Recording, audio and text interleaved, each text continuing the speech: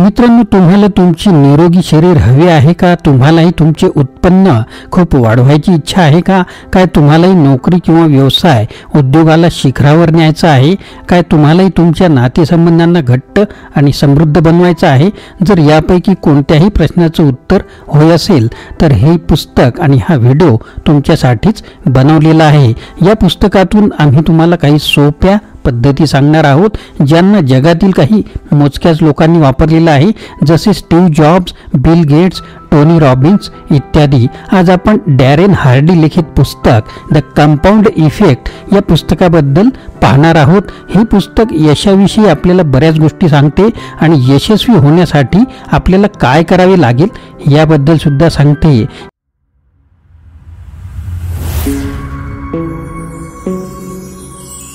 नमस्कार मित्रांनो, माझे नाव आनंद आहे आणि मराठी आनंद यूट्यूब चॅनलमध्ये आपणा सर्वांचे स्वागत आहे। यशाची काही मूलभूत आणि सार्वकालिक शाश्वत सत्य आहे, जसे ध्येय, उद्दिष्ट, लक्ष, मेहनत, श्रम, सातत्य, चिकाटी, समर्पण, आत्मविश्वास, दृढनिश्चय, कौशल्य, सकारात्मक दृष्टिकोन, नियोजन, व्यवस्थापन, उत्साह, लवचिकता, धैर्य, साहस, संयम आणि सर्जनशीलता।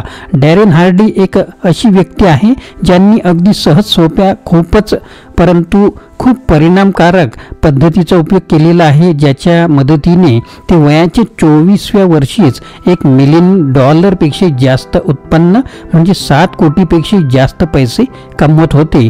आणि याच पद्धतीचा वापर करून त्यांनी वयाच्या 27व्या वर्षीच $50 मिलियन किमतीची कंपनी उभी केली।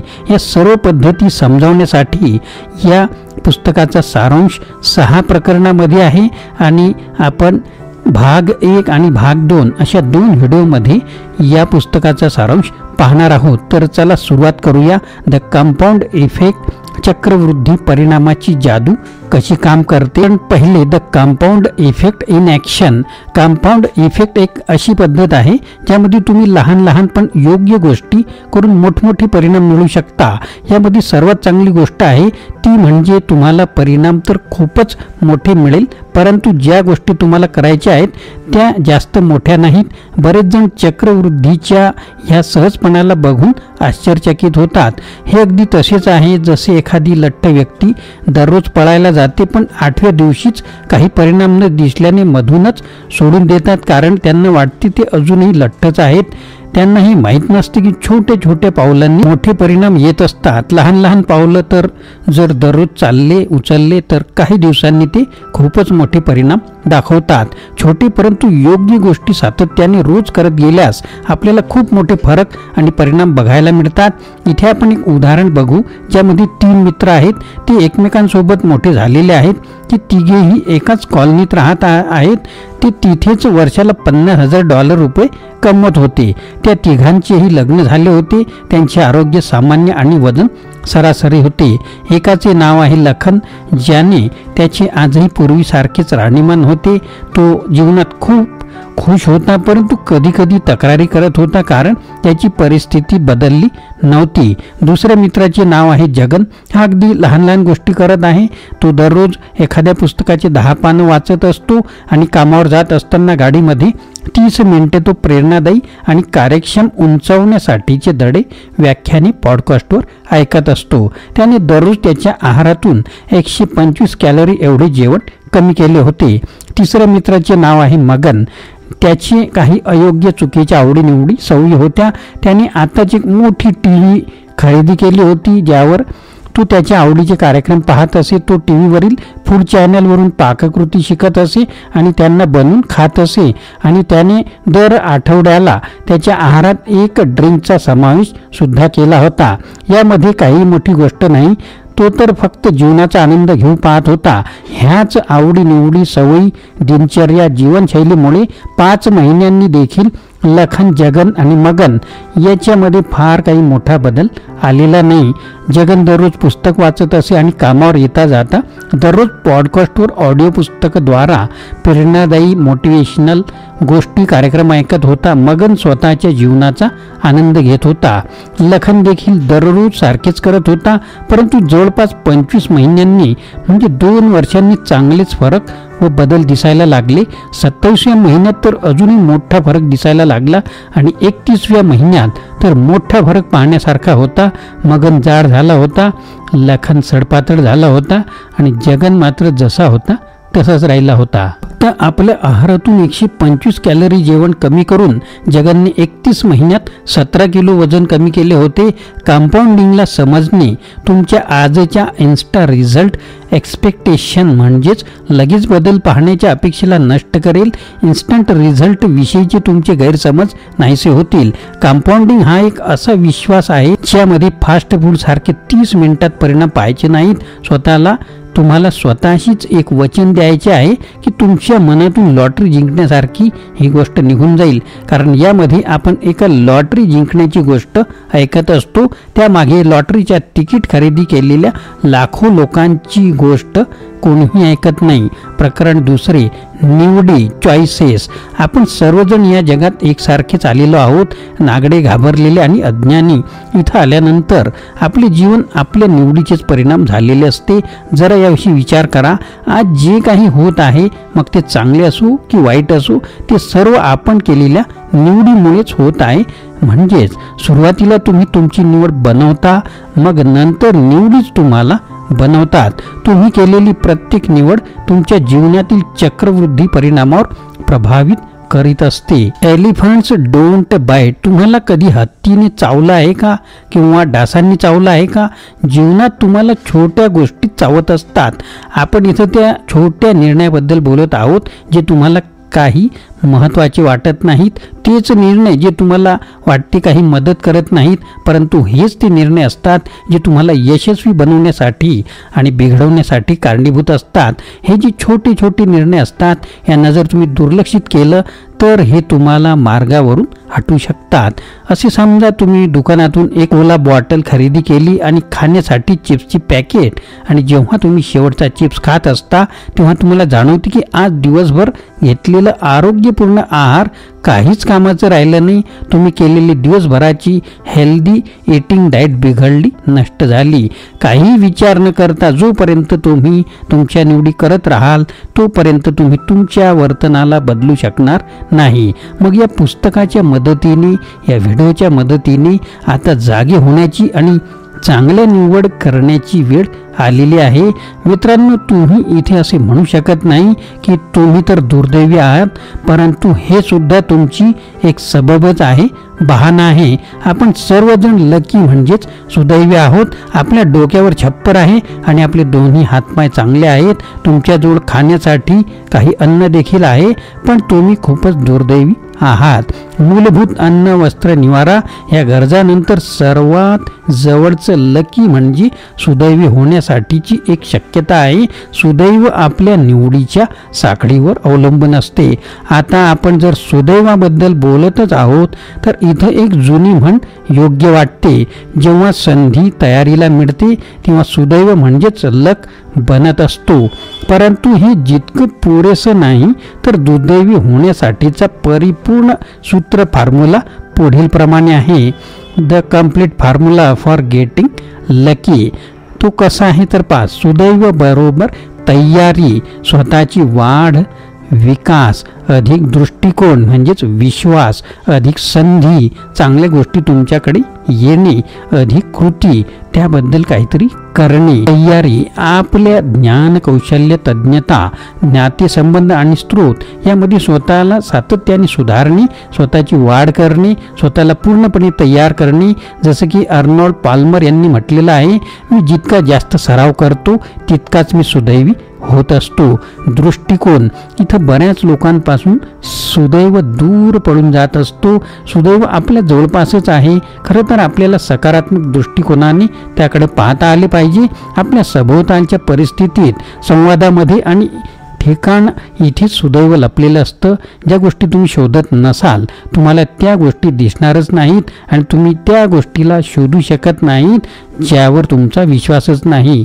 संधी याबद्दल काही बोलायची गरजच नाही, कारण तुम्हा सर्वांना याचा अर्थ माहीत आहे. हे परमेश्वराने दिलेले आहे. कृती इथं आपली महत्त्वाची भूमिका असते. संधी तर तुम्हाला सृष्टी आणि ईश्वराने दिलेलीच असते, परंतु कृती तर तुम्हालाच करावी लागेल. ही तर ती गोष्ट आहे जी रिलायन्सच्या अंबानीला आणि राहुलला वेगळं करतं. राहुल कोण आहे तर त्याला आपण ओळखत नाही, त्याच्याविषयी कधी ऐकलं नाही, कारण त्याने कधी कृतीच केली नाही, ॲक्शन घेतलीच नाही. इथं आपण ती पद्धत पाहणार आहोत, ज्यामुळे लेखक डॅरेन यांना त्यांच्या निवडी करण्यामध्ये त्यांची मदत केली.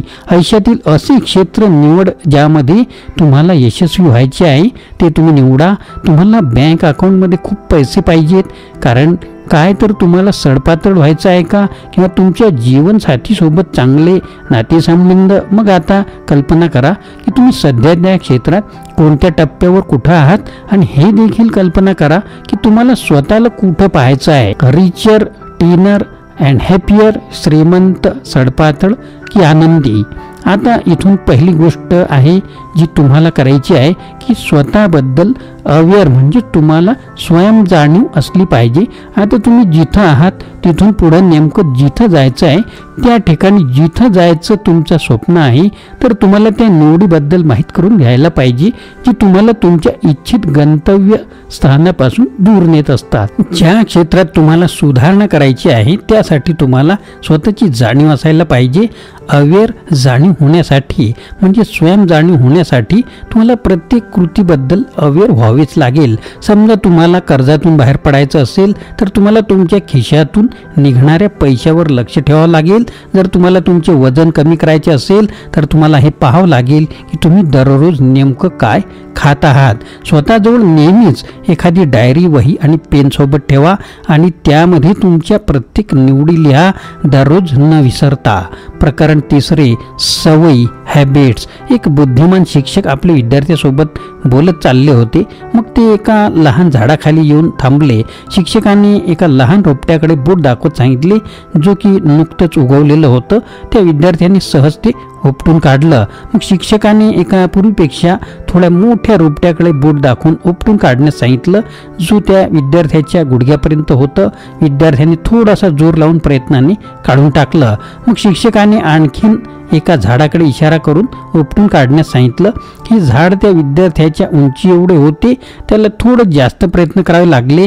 एका दगडाच्या मदतीने तोडून खणून उपटून काढण्यात त्याला शेवटी यश आले. मग शिक्षकाने एका झाडाकडे अजून बोट दाखवून म्हटलं, याला उपटून काढ.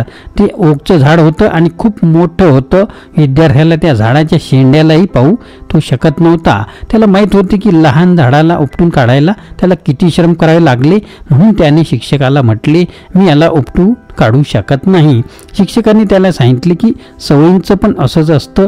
जीवनावर सवयींचा काय प्रभाव पडतो हे समजावून सांगितलं. जितक्या सवयी जुन्या होत जातात तितक्या त्या मोठ्या होतात, आणि तितकीच त्यांची मुळे देखील मोठी, जाड, दाट होतात, ज्यामुळे त्या काढून टाकायला अवघड होत जातात. काही सवयी तर इतक्या मोठ्या होतात की त्यांना आपण सोडायचा प्रयत्न देखील करत नसतो. ॲरिस्टॉटलने देखील याबद्दल असे म्हटलेले आहे, आपण तेच आहोत जे आपण वारंवार करत असतो. आता तुम्ही बघितलंच आहे की सवयीचा आयुष्यावर काय प्रभाव आणि परिणाम होत असतो. जर तुम्ही खूप वर्षापासून काही वाईट सवयी बनवून ठेवल्या असतील तर त्या सवयी नक्कीच त्या मोठ्या ओकच्या झाडासारख्या बनल्या असतील, बडकट, कठीण आणि मोठ्या. आता तुम्हाला सांगण्याची वेळ आली आहे की तुम्ही तुमच्या वाईट सवयींना कसे हटवू शकता. गेम चेंजर्स, अशा 5 गोष्टी ज्यामुळे तुम्ही तुमच्या वाईट सवयींना हटवू शकता. पहिली, आयडेंटिफाय युअर ट्रिगर्स. तुमच्या वाईट सवयींची यादी पहा. प्रत्येक वाईट सवयीचे एक संकेत म्हणजे ट्रिगर कोणते ते लिहून काढा. म्हणजेच असं काय आहे ज्यामुळे तुम्हाला ती वाईट सवय घालते, आणि असे कोणते संकेत आहेत ज्यामुळे तुम्हाला ते करू वाटते. समजा तुम्ही एकापेक्षा जास्त मित्र असता, त्यांच्यासोबत असता तेव्हा तुम्ही जास्त ड्रिंक करता. आता ह्या स्थितीला बारकाईने बघा. तुम्हाला असं कधी करू वाटते जेव्हा तुम्ही गाडीमध्ये एकटे असता आणि गाडी चालवत असता, किंवा मीटिंग शिबिरामध्ये असताना. वर सांगितल्याप्रमाणे तुम्हाला एक वही डायरी पेन काढा आणि ते सर्व ट्रिगर्स लिहून काढा, ज्यामुळे तुम्हाला त्या सवयी करू वाटतात, आपोआपच होतातच. ह्या छोट्याशा कामामुळे तुमची अवेअरनेस खूपच वाढेल. दुसरा पॉईंट, क्लीन हाऊस. जर तुम्हाला ड्रिंक करणे सोडायचे असेल तर घरातील एक थेंब सुद्धा काढून टाका. जर तुम्हाला आरोग्यदायी आहार घ्यायचा असेल तर तुमच्या घरातील फ्रीजमधील सर्व जंक फूड काढून टाका आणि जंक फूड, फास्ट फूड खरेदी करणे सुद्धा बंद करा. तिसरं, स्वॅप इन. इथं लेखक त्याच्या बहिणीचं उदाहरण देऊन समजावतात की कसं तिला TV पाहताना कुरकुरीत आणि नमकीन जंक फूड खायची सवय होती, ती बदलून हेल्दी आरोग्यपूर्ण आहार खाण्याची सवय लावून घ्यायची होती. ती चिप्सचा एक अख्खा पॅकेट संपून टाकत होती आणि तिला कळत सुद्धा नव्हतं, पण तिने तिच्या ह्या सवयीला गाजर खायच्या सवयीने बदललं. आता तिला तीच जाणीव होत होती जी चिप्स खाताना तिला होत होती, आणि आता गाजर खाल्ल्याने तिला एक हेल्दी फूड, आरोग्यदायी अन्न देखील मिळायला लागलं होतं. आता असे ट्रिगर आणि सवयी यामध्ये खेळा आणि पहा की तुम्ही कोणत्या सवयी बदलू शकता. चौथा पॉईंट, इझी इन. तुमच्यामध्ये खोलवर रुजलेल्या काही वाईट सवयी असतील, त्यांना काढण्यासाठी परिणामकारक अशा छोट्या छोट्या पावलांनी, गोष्टींनी त्यांना बदलावे लागेल. हेच जास्त फायदेशीर ठरेल. तुम्हाला त्या सवयी बनविण्यासाठी खूप वर्षे लागली आहेत, म्हणून त्यांना काढून टाकायला देखील काही वेळ नक्कीच लागेल. थोडा वेळ द्या आणि पायरी पायरीने करून हळूहळू एक एक पाऊल घेऊन त्या सवयी काढून टाका. पाचवा पॉईंट, जम्प इन. लेखक इथं स्वतःला उदाहरण देतात आणि सांगतात की जेव्हा ती लहान होती त्यांचे कुटुंब तळ्याखाली फिरायला गेले होते. त्या तळ्याला पाणी एका मोठ्या बर्फाच्या ग्लेशियर पासून मिळत होतं, ज्यामुळे तळ्याचे पाणी खूपच थंड असे. ते दररोज तिथे जात होते, परंतु लेखक डॅरेन यांना थंड पाण्यात जाणे पसंत नव्हते, आवडत नव्हते. परंतु त्यांच्या आई वडिलांनी त्यांना कधी या क्षणाला सोडत नसत. कधी कधी ते डॅरेन यांना तळ्यात उचलून फेकत असत आणि काही क्षणातच त्यांना पाणी सामान्य वाटायला लागायचं. जेव्हा आपण त्यांना सोडू पाहतो तेव्हा आपल्या सवयी सोबतही असेच होत असते. सुरुवातीला आपल्याला कठीण जातं, परंतु काही काळानंतर आपले शरीर त्या बदललेल्या वातावरणानुसार, परिस्थितीनुसार जुळून घेत असते, ॲडजस्ट होत असते. तर मित्रांनो, या पुस्तकाचा सारांश भाग 1 आपल्याला कसा वाटला कमेंट बॉक्समध्ये नक्कीच कळवा, आणि नवीन असाल तर चॅनलला सबस्क्राईब करून ठेवा, जेणेकरून येणाऱ्या नवीन नवीन व्हिडिओचे नोटिफिकेशन आपल्याला मिळत राहील. मित्रांनो, आपल्याला व्हिडिओ आवडल्यास लाईक करा, शेअर करा, सबस्क्राईब करा.